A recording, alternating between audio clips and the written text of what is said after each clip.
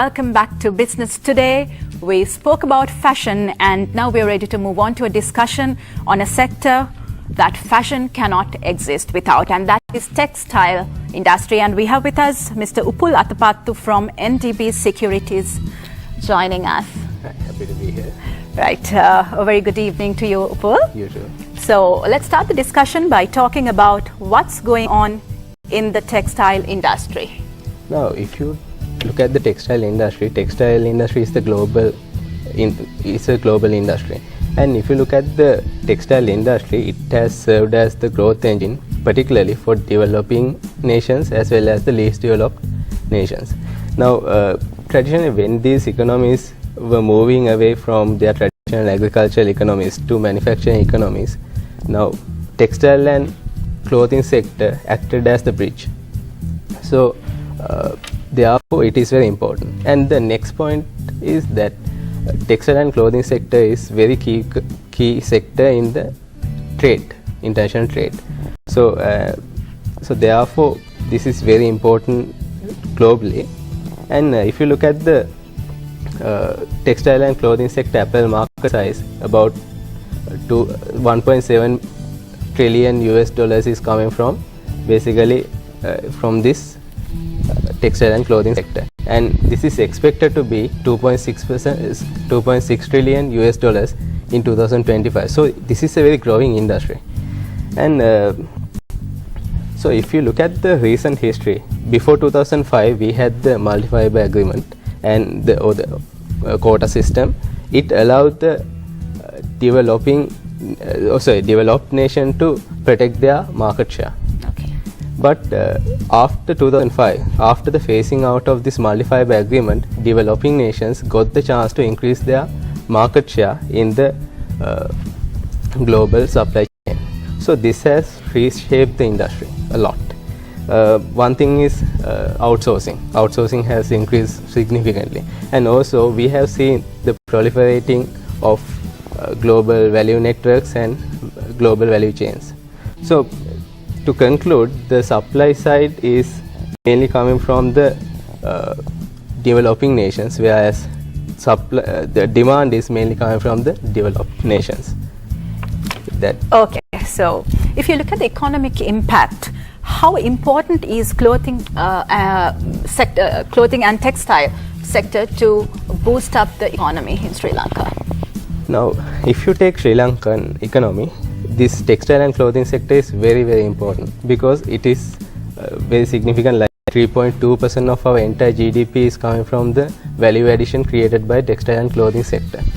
And another thing is, now if you look at Sri Lankan export, this textile and clothing is the largest commodity, export commodity, and one of the largest foreign exchange earner, that is only second to worker remittances.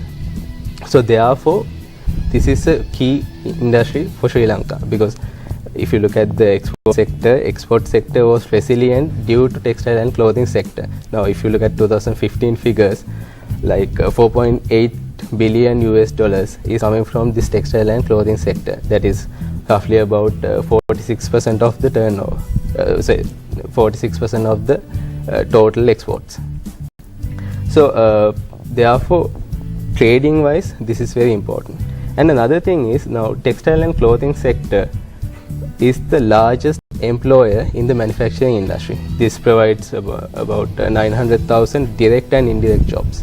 So this is roughly about 10% of our Sri Lankan employment. Definitely. And so therefore I should say this is a very pivotal industry to Sri Lankan growth engine.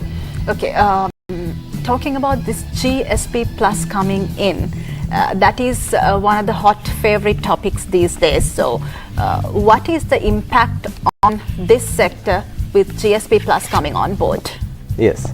Now currently what we are enjoying is the GSP standard benefit, where sensitive product is a sensitive product, that is basically a product that is manufactured, that can be manufactured in other countries as well, in the importing country as well.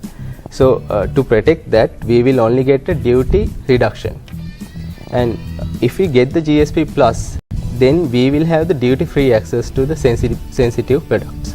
Now, if you take textile and clothing is a sensitive product. So therefore, currently we are only getting a duty reduction. That is basically about 20% of our duty rate. 20% of our duty rate is the maximum benefit that we are getting currently. But if we get the duty free access, it would be really great, because it's like it is increasing by 80% again.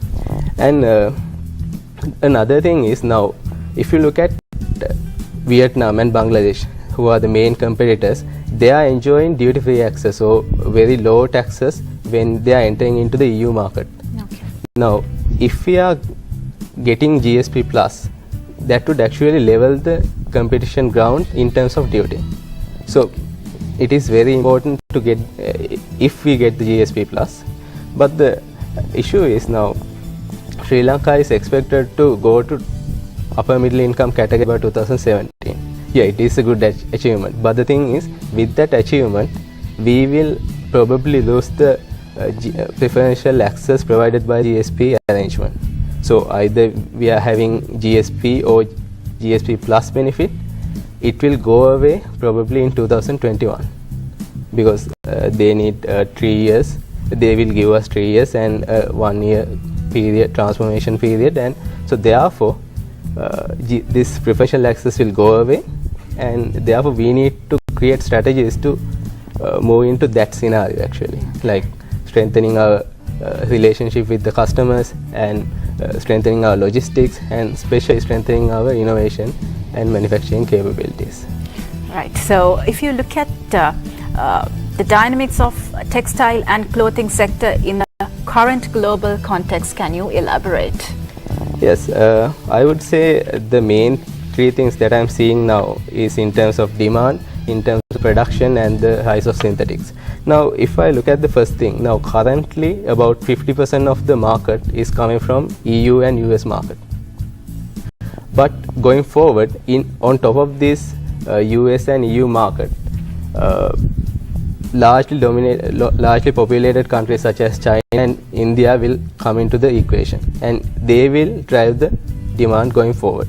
So therefore, it is the main thing that we are seeing right now. And their population growth, socio-economic the development, and the demographic factors will definitely help the textile sector to grow their demand. And another thing that we are saying is, these largely populated countries are trying to increase their per capita apparel spending. So that is also a positive thing for demand. Now, production capacity wise, now we have seen this production networks are coming close to Asia, where the population is high, and also where the production is automated. So going forward, we will see more and more this happening towards Asian region. And final thing I want to say is the rise of synthetic. Now, if you look at the synthetic products has been gaining popularity in consumers, with consumers as well as the manufacturers. Now, consumer friendly characteristics such as stain resistance, the durability, the water resistance, performance wise. So therefore, consumers are moving away from traditional products like cotton to synthetic products, and manufacturers also capturing on this. And because manufacturers can capture easily, because this is very low cost alternative. And you look at the cost wise, now cotton prices or the cotton yarn has increased by 33% from last February to this February. That is basically 2016 February to 2017 February, cotton prices increased by 33%.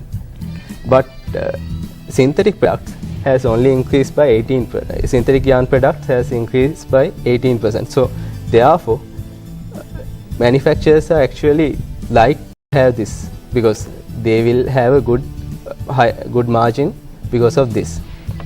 So I would say those are the main 3 points, basically demand, is shifting towards largely populated countries. And second thing is production is coming toward Asian countries. And third thing I would say the synthetic.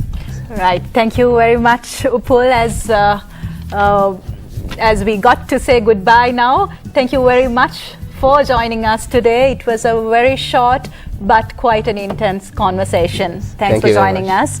So with that, we got to wind up for today. So have a pleasant week till we meet you next time, next week on Wednesday, same time on Channel I. Take care and good night.